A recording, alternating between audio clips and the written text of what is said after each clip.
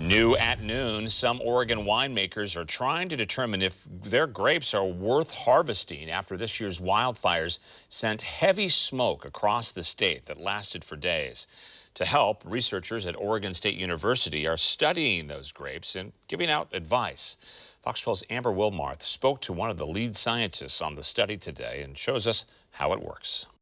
This is the time of year that winemakers are picking and processing their grapes, but after the wildfire season we had, many are worried those grapes could be tainted. That's where the researchers at Oregon State University come in. The problem is this blanket of wildfire smoke. Elizabeth Tomasino is an associate professor at Oregon State University. She tells us the grapes absorb the smoke, so you can't just wash the ash off. And you won't know how much has been absorbed until the grapes are being made into wine. Saying once the fermentation process begins, the smoke comes out, changing its taste. That's why she and a group of researchers at OSU are helping grape growers and winemakers by testing their samples and measuring the smoke impact.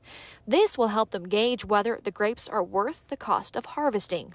So far, they've analyzed nearly 500 samples from across the state. And while this work is helping the winemaking industry right now, Tomasino says the data they're collecting will help them further understand the impact smoke has on grapes for future harvests. From a research standpoint, it's a lot of information that's going to be really useful for current projects and upcoming ones. But from an industry standpoint, it's of course quite disappointing. Tomasino says the vineyards closest to where the fires were burning have been hit the hardest, saying they had the worst smoke impact. The ones farther out had little to none. So overall, she tells us you still will be able to enjoy an Oregon wine made this year, saying a lot of great wines will come from this harvest.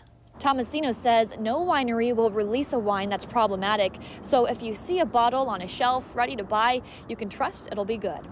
Reporting in Beaverton, Amber Wilmarth, Fox 12 Oregon.